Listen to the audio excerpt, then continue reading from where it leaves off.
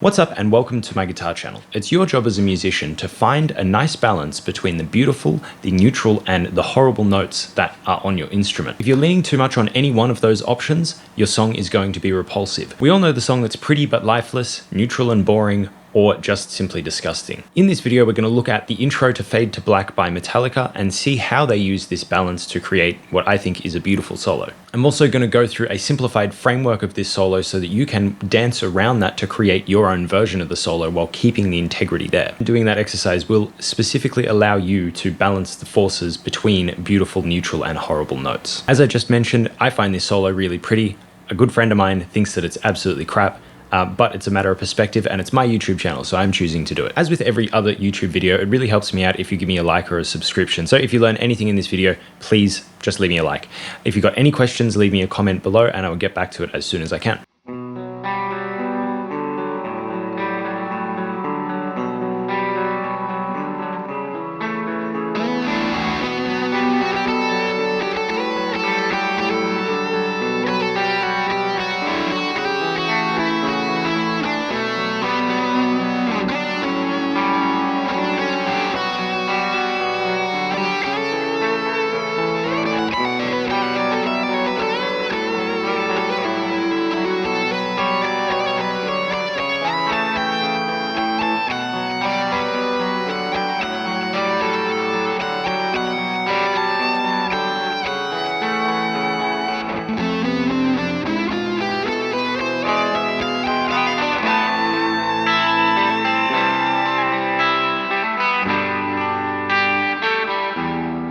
So first things first, if we want to know about the melody, the first thing we need to do is look at the harmony. So the chords are B minor to A major, and that's literally it. So this part, that's just outlining B minor, and this part is just outlining A major. Now, when we do this part, that's simply just playing A major again in the first inversion. So that's the only variation. So we get to the last part.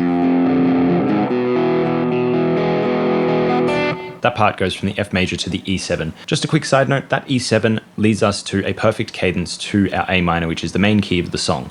I will go into more detail on that a little later on, but I just think that that's worth mentioning now. With all that in mind, first chord we've got is B minor. The first notes that are played are. That's literally just a B minor chord in a different spot. So he's just playing the chord tones. That note there, he climbs up to the A, which could be considered either the seventh from the B or anticipation of the next chord. That stuff all happens over the A, and he's just sitting there dancing around the note of A. So all these notes, I feel like he's just literally playing the B minor scale. There's nothing that feels that important to me, and it's just kind of dancing around. It's not really doing anything specific, and it's the run itself that sounds nice. It's not any of the specific notes that he's using. It's just outlining, hey, we're in B minor. Until we get to the next note, this first note is an A, and it lands as we play the B. So the chord changes to the B minor, but the solo goes to the A, really wanting us to pull to the B. Once again, this is the idea of tension and release. Having an A played over a B clashes. Where does the clash want to move to? That's all he's doing. It's just tension and release. That tension and release is what allows us the emotion. The next idea is, once again, tension and release. This note feels awkward until we bring it back down. This note feels awkward until we bring it down. Once again, awkward, unawkward. Any of these tensions, you can view them whichever way you want, but I like to look at them as movement. So instead of this is tense and this is not tense, look at this as where does this one want to move? All of those are valid options, but it's where does the tension move? Where do you feel more relaxed when you hear it? So then we do this cool run.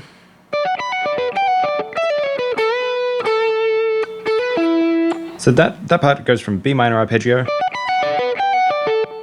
to a D major arpeggio, or at least I think that's a D major arpeggio. And the reason why that works so well together is because they are essentially substitute chords. They function the same, so you can play the difference between those two notes, and it's literally just a two-note difference. So it's not really asking any questions, but it gives us a different flavor to explore in there. And that flavor creates more interest. It creates more tension. It's not, we're starting to ask questions. We're not just sitting there playing what's in the chord. That's a lot more boring than for this whole part.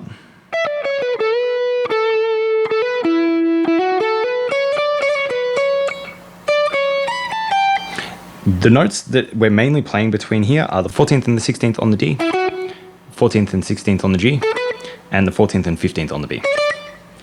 Those are the different notes between the A major and the B minor. So it's literally just playing between those two chords. There's nothing else going on. Then we hit the final kind of climax thing.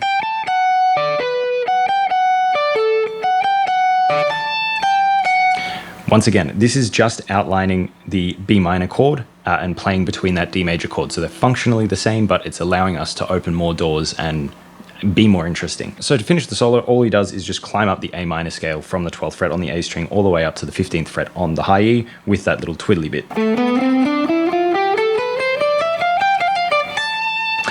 Earlier I mentioned we go to the E7. And this, at this point, is where it becomes important, because in the intro we were just playing between B minor and A major.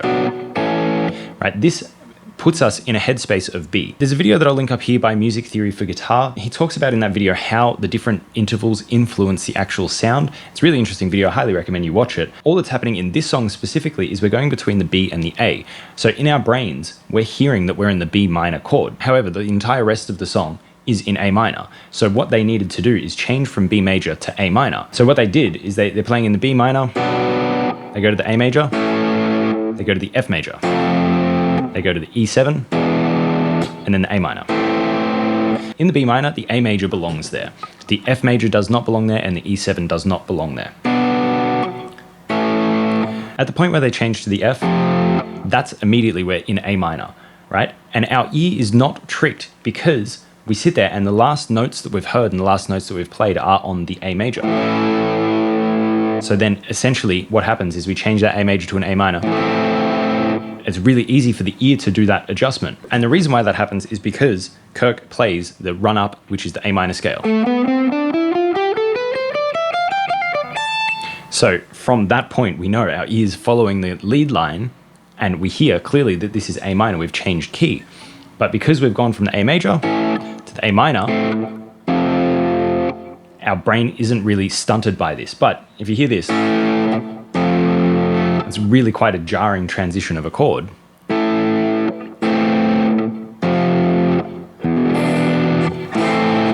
Whereas that series where I add the A minor in first, it really makes a lot more sense. On this note, what I would have done differently if I were Kirk is I would have outlined more of that change. So instead of jarringly going from the A to the F, instead of just going straight to the A minor and not thinking about it, I would have outlined that the C major goes to a C minor. My kind of final run would sound like this.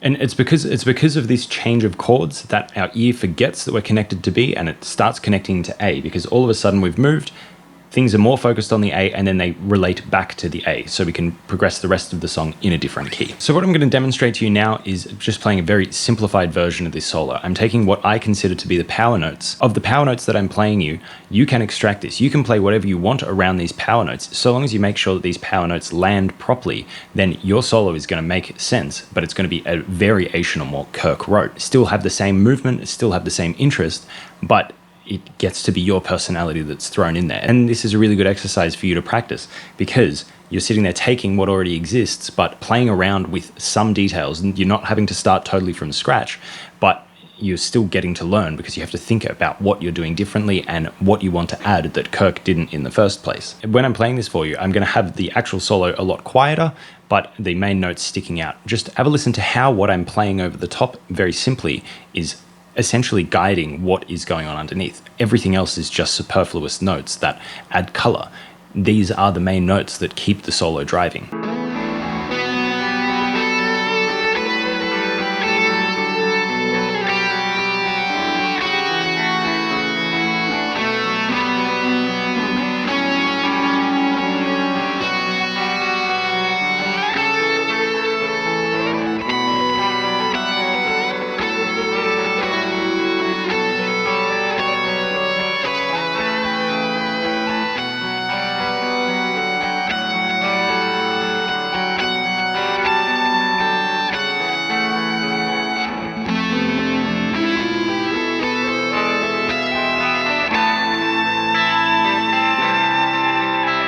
So I hope I've made myself clear in this video. It's essentially a case of you take the beautiful notes, you take the neutral notes, and you take the bad notes, and you make them make sense together. You can't use only one, you have to use a mix of all three. If you fail to elicit emotion in your solo or in your song, then no one's going to want to listen to it because it doesn't make them feel anything. Or if you try and be too emotional by having too many weird things going on, then no one's going to listen to it because they don't know how to process it. As I mentioned at the start of the video, it's your job to find that beautiful balance, whatever that means to you. So go on and find these beautiful balances in the solos that you write. Use the idea that I've laid out for you and make your own solos of this. So that's it for this video. I hope that you learned something. I know I sure did. If you've got any questions or you'd like a breakdown of some piece of music that you really like, then please leave it in the comments below and I will do what I can to dissect that and make a video like this where we talk about it. Other than that, I will see you next week. All the best with your practices. Bye-bye.